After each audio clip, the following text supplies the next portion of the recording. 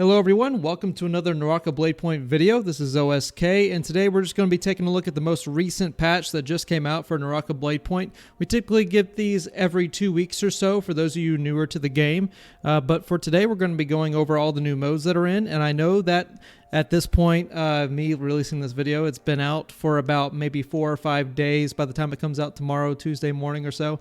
But for those of you who are maybe out of the loop, or maybe you want to take a second look after this patch, this is for you. Also, if you didn't happen to read the patch notes in full and you're just kind of going with the flow as far as what the game introduces to you organically, then this will be a nice little wake-up call to what all changed instead of just what you care about. This will give you a nice little breadth of knowledge as to everything that's going on, and of course, me being a Naraka veteran, I'll be able to give you an extra little bit of context to some of these changes and maybe help make up your mind about how that shapes up the meta or anything like that. So without further ado, this is going to be a fun patch, so let's get to reading. First order of business is going to be the new casual mode, Through the Fire.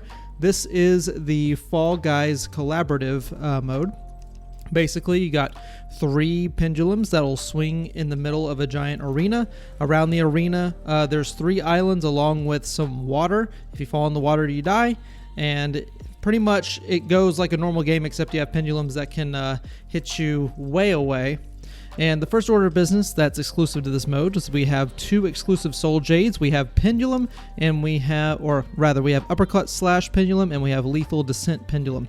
Basically, if you do an uppercut and you have the pendulum soul jade, this will allow you to launch players much further than you normally would. And if you fast fall by holding crouch while you're in the air, you have lethal descent pendulum, then you'll be able to knock players away.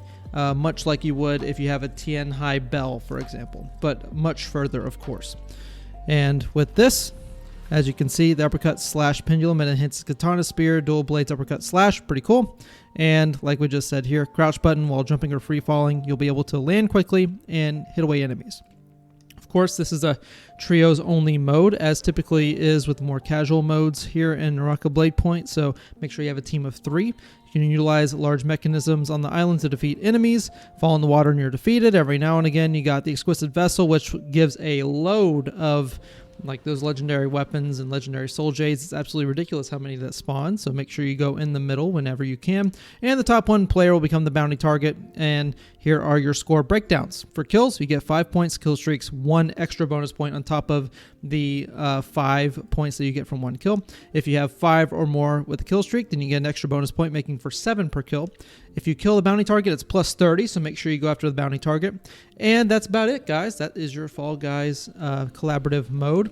One thing I will note is that Tien Hai has a really easy time in this mode. In fact, both of the Transformers do, both Tien Hai and Yue Shan. So if you want to transform into a giant Vajra and try to grab people, you can go over to the edge of the arena and just throw them off. It's pretty easy to do. Also, great swords are pretty great because they have a lot of knockback and it's pretty easy to access. So if you want to charge up a left or a horizontal focus attack and then spin your way to the edge, that's a pretty good way to knock down opponents as well. So there you go. Give you a little bit of food for thought as you tackle this new mode. Hopefully you guys like it. Next order of business, we have a new event starting on the 20th. This will be, if I look at my calendar here, this will be for Wednesday in my region at least, and it'll go until August 3rd, about 2 weeks. You'll gain plumes, and pretty much like the previous events that we've been getting, you collect plumes, you complete certain quests, you get more plumes, all that sort of stuff. And you're going to get neat little cosmetics, including, I think, a little avatar, if I read this correctly beforehand. Yep, you get plumes from loot, all that sort of stuff. I did read that correctly. Of course, you'll need a lot to get all the full rewards, so whenever this becomes live on Wednesday, make sure that you hop in and get this stuff done. All right, unfortunately, I'm getting to this new mode just a little bit late, but the new event, Morris's Fall, this will go until the Wednesday that this new event pops up, the Sunwing Solstice. New event, Morris Fall.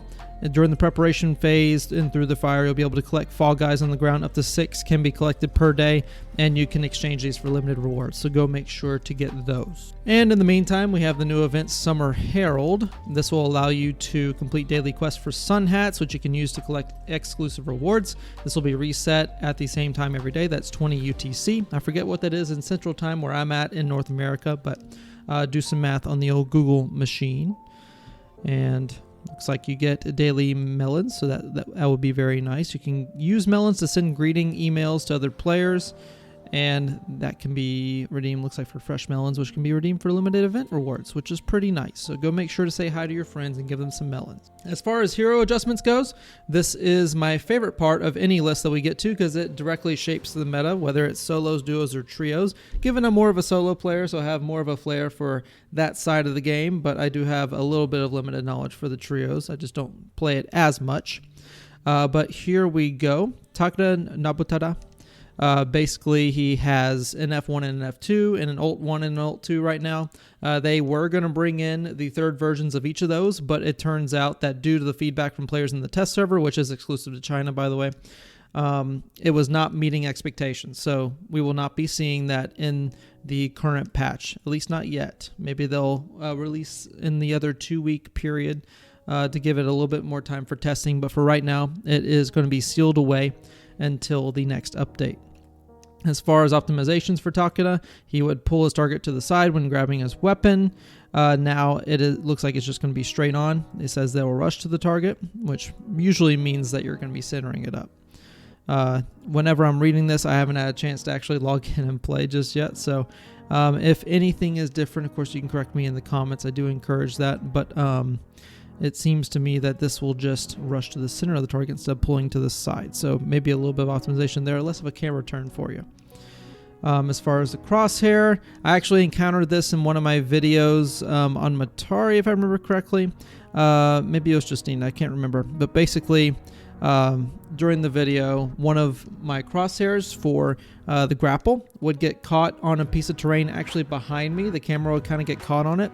And at least for Takeda's teleport ability, it looks like this issue was fixed exclusively for this. So while I still have my little grapple bugs, at least Takeda will not be blocked by objects behind you. It's against occluded objects. So hopefully this will be a nice little boon to all you Takeda people.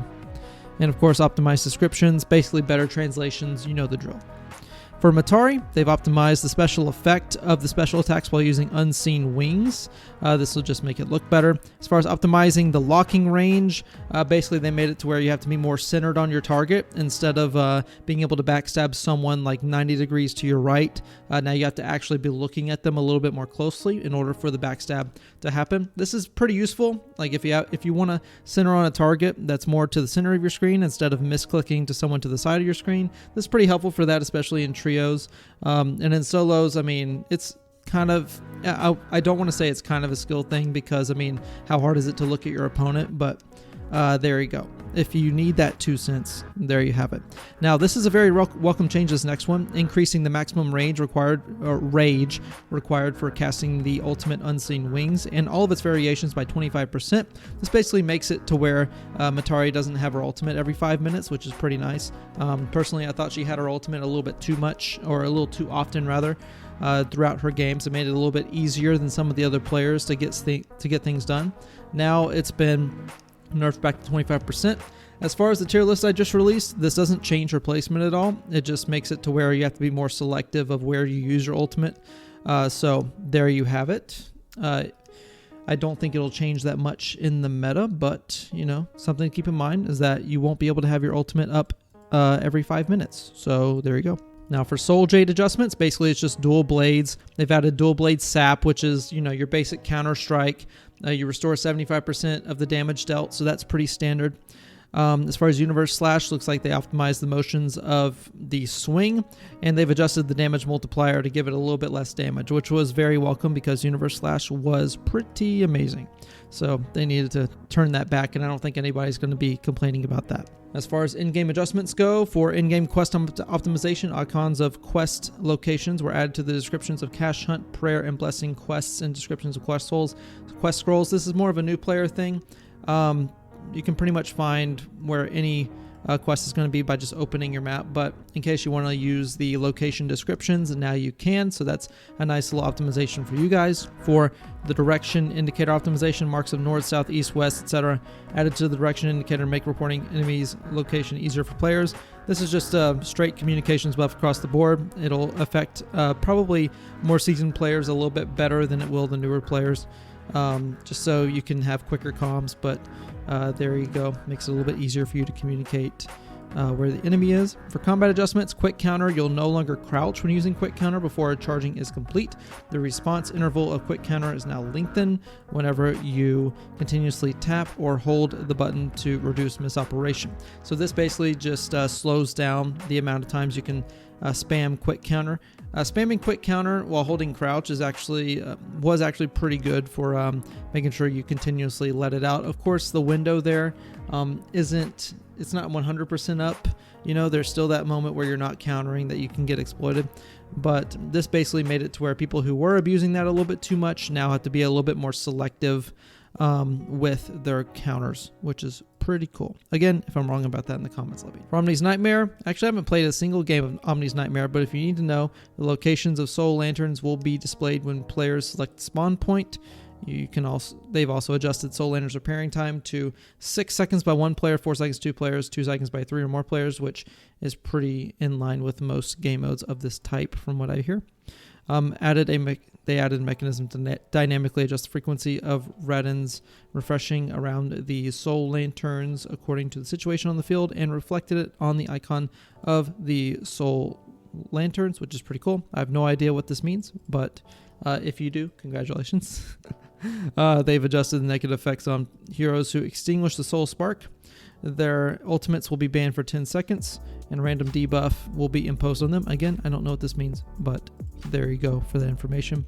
After extinguishing the soul spark, evil ent lords will increase attack by 20%, melee by 25%, and range resist by 35%, lasting for 20 seconds. So they're going to be a little bit more powerful, so make sure you're careful whenever you extinguish the soul spark. It reduces the protection time of the soul spark to 50 seconds. All soul jades will be retained after the hero's rebirth. Evil ents can now counter, which is pretty formidable, so make sure that you're careful with your focus attacks. They've increased the range resistance of evil ents by 35% and doubled their tree climbing speed, so make sure you're careful about that. And you can also adjust the voice volume of the faction, which is pretty nice. Being able to adjust the volume of any voices in the game, always a nice plus for you guys. Again, I don't play Omnis Nightmare, haven't played it a single time, but you can always follow the link down below in the description for the official patch notes if you would like to read these yourself and draw your own conclusion. Now, here's the big meat and potatoes of today. Solo mode adjustments in all solo modes, including the ranked mode, Herald's Trial, bot mode, and quick match. All players get 1 rebirth, which is pretty huge. And to my knowledge, this rebirth extinguishes after 10 minutes. So whether you die or don't die within those 10 minutes, as long as you're still alive after the 10 minutes, you won't be able to rebirth again. So basically, this will allow for the more top-rated players, and I guess new players too, to have a more consistent experience in the Herald's Trial in the ranked mode, as well as the other modes for that matter. This is going to allow you to maybe not get gimped as hard by some of these third-party scenarios in the early game. That's a welcome change to any player who is waiting long enough to, play an entire match. So that is very helpful for that. Of course, if you die twice, I mean, it's kind of on you at that point, honestly.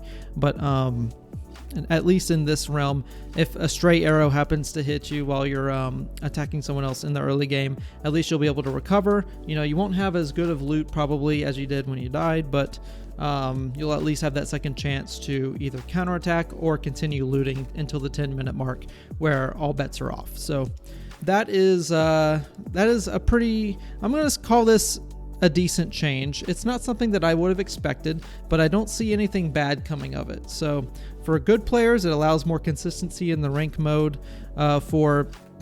For newer players, it allows them to kind of have less of a sense of finality, kind of figure out what they did wrong and be able to jump back into the action without having to sit in the queue. So overall, I think for the health of the game, it's pretty good. Was it really needed? Probably not. It's a bit of a weirder change if I'm to be honest, at least in my mind. But the consistency, positivity is there.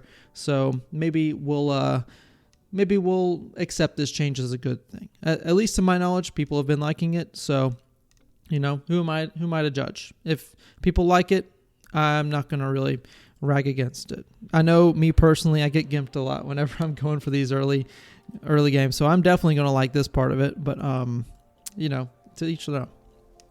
Now, for the other adjustments, the first spread of the Shadow Corruption, of course, was adjusted to accommodate the one Rebirth. And the appearance time of Morris Blessing also has to be adjusted because of the Shadow Corruption. So that is pretty self-explanatory. Again, the big ticket item, players can get one Rebirth now. Absolutely huge. Hope you guys enjoy the change. Now, for out-of-game adjustments, this is for settings, out-of-game voice. Players can now voice chat with teammates in lobby when teaming up. Big plus, should have been there from day one. 2 chat modes are supported, open mic and tap to speak. Again, day one.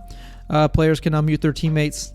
Pretty good if you're in solo mode and someone is really loud or really obnoxious. So again, all things that in my opinion should have been out on day one, but of course we're happy that they're finally in. So there you go. Now, as far as talent glyph value adjustments, they've reduced the bonus of talents related to energy cap and energy restoring speed, dodge energy consumption, dagger dash energy consumption by 33%.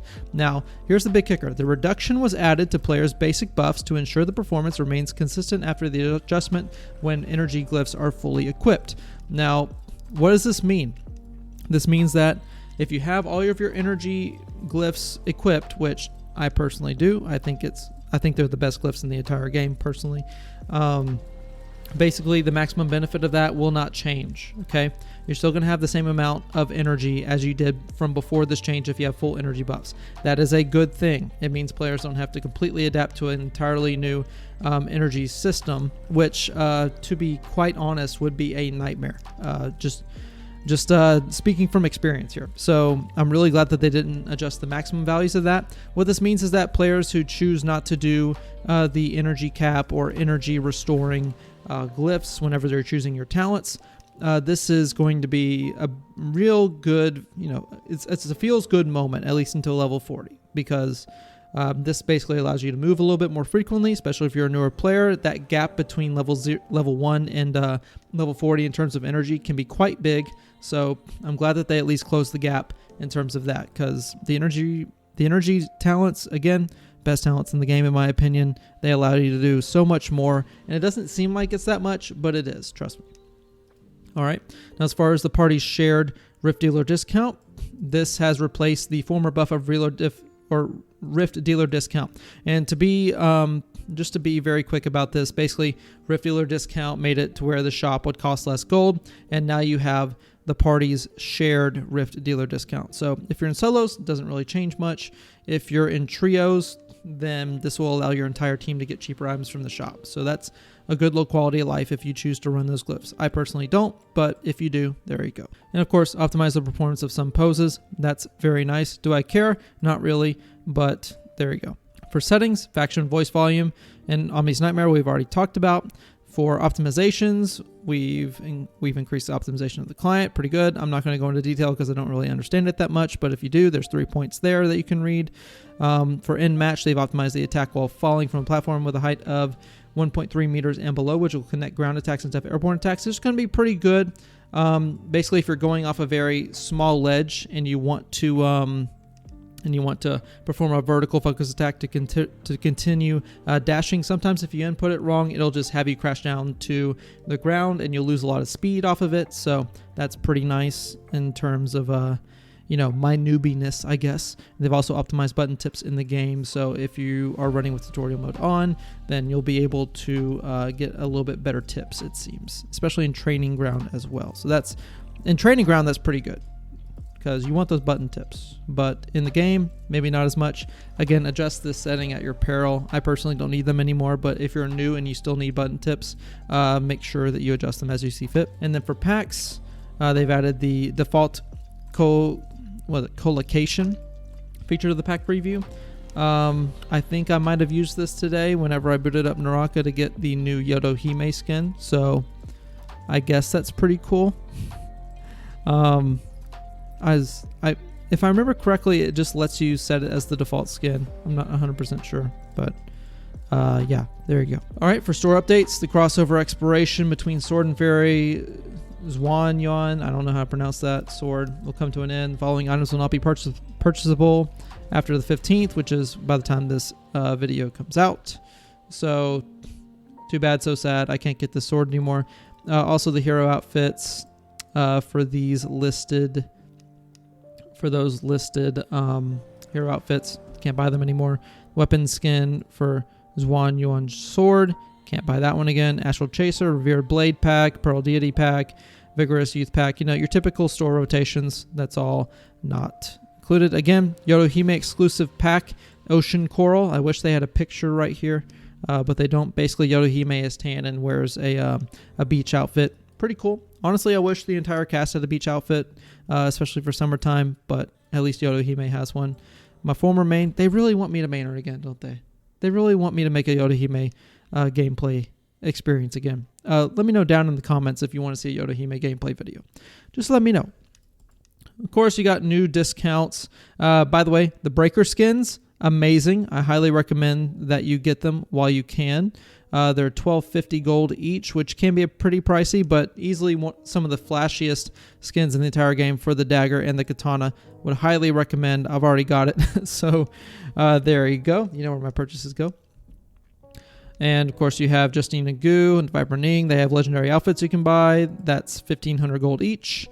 Personally, I think that the weapons are a better buy because they can be applied to any character instead of just one with Justine Nagu and Viper Ning. So there you go. There's my input there. For discount ends, looks like we have some shop items returning through the original price. Unfortunate if you didn't get it, but it is what it is.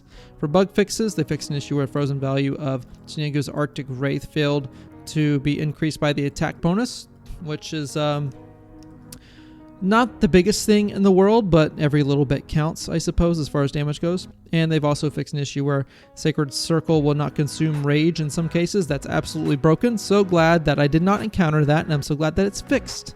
Amazing. And now for battle-related bugs, they fixed an issue where Evil Int's horizontal strike and axe throwing were on range buttons when players use controls in Omnis Nightmare. Again, I don't play this mode, so if that matters to you, I'm very happy for you, but it does not matter to me. And they also fixed an issue where Counter-Strike combo could fail after an airborne counter, which is a huge bug. So I'm glad that they fixed that. That's a lot of damage you would be missing out on if that is something that happened. Of course, for voice-related bugs, fixed an issue where player voice echo and receiving volume could be too loud, which is always nice. I do appreciate not having hearing loss. And with that, that is going to do it for this next period of 2 weeks patch. That is for up to July 14th of 2022. Here's to another 2 weeks of great Naraka Bladepoint content, guys. Hopefully you enjoyed. If you happen to be in the loop about what has happened to me for the past week, I went away to Texas to be a groomsman at my brother's wedding. So that went off without a hitch. That is awesome. He's happy. I'm happy. Everybody's happy. You might notice I'm a little bit tired. Came in late last night, and now I'm back on my physical training regimen IRL. So not as much time today to get any gameplay videos out, but hopefully the better late than never patch review was something that you enjoyed. If it was, please be sure to leave a like and subscribe to the video and my channel. If you have any comments about anything I might have gotten incorrect about the actual state of the game, or anything you just like to comment on for some of these changes, then feel free to give me a comment down below. And with that, guys, I'll go ahead and sign out. I've been OSK. You'll have a great day, and I'll see you in the next video. Oh, I almost forgot. Thank you, channel members, for being you. You guys make it the best. To my knowledge, it's still just Gabriel, but if you'd like to be a channel member, hit the join button, buy the subscribe button. Any little bit is appreciated. So with that, I will finally go. Peace out, guys.